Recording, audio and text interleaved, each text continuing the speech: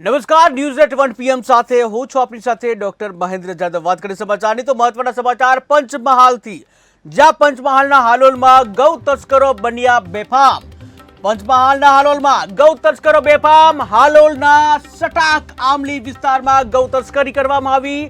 જાહેર વિસ્તારમાંથી વહેલી સવારે કરી ગાયની તસ્કરી, ત્યારે સમગ્ર ઘટનાના વિડીયો અને સીસીટીવી વાયરલ થયા।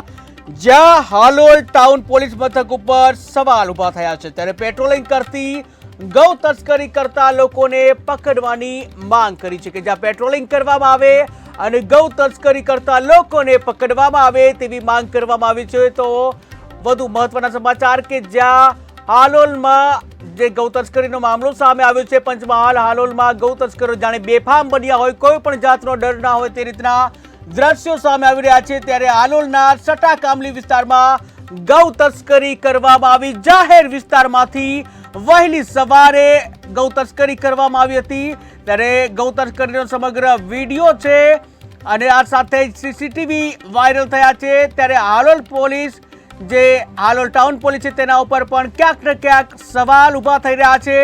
હાલોલ ટાઉન પોલીસની પેટ્રોલિંગની કાર્યવાહી ઉપર સવાલ ઊભા થઈ રહ્યા છે।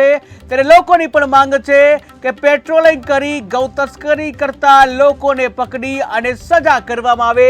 ટીવી સ્ક્રીનના દ્રશ્યો તમે જોઈ રહ્યા છો કે જ્યાં એ સ્થળ બતાવવામાં આવ્યું છે કે જ્યાંથી જે ગૌ તસ્કરી કરવામાં આવી હતી, ત્યારે દિવસે ને દિવસે ગૌ તસ્કરીના કિસ્સાઓમાં પણ વધારો થઈ રહ્યો છે। ત્યારે થોડા દિવસ પહેલા જ સાણંદમાં પણ આ પ્રકારની ઘટના બની હતી કે જ્યાં મોડી રાત્રે એક ગાડીમાં આવી અને ગૌ તસ્કરો ગૌ તસ્કરી કરી ફરાર થઈ જાય છે, એવો સાણંદમાં કિસ્સો આવ્યો હતો। ત્યારે હવે પંચમહાલ હાલોલમાં આ પ્રકારનો કિસ્સો સામે આવ્યો છે। ટીવી સ્ક્રીનના દ્રશ્યો તમે જોઈ રહ્યા છો કે જ્યાં એક મોંઘી ગાડીમાંથી કેટલાક શખ્સો ઉતરી રહ્યા છે અને જ્યાં ત્યાં ઉભેલી ગાય છે, આ ગાયને પકડી અને તેની તસ્કરી કરવામાં આવી રહી છે। જ્યાં 4-5 શખ્સો જે છે આ ગાયને પકડવા જે નીચે ઉતર્યા છે, ગાયને પકડી અને ગાડીમાં બેસાડી અને તસ્કરી કરવામાં આવતી હોય છે। ત્યારે દિવસે ને દિવસે તસ્કરીનો મામલો સામે આવતો હોય છે। ત્યારે ગૌ તસ્કરો જાણે કે બેફામ બન્યા હોય, ગુજરાતમાં જાણે પોલીસનો ખોફ જ ના હોય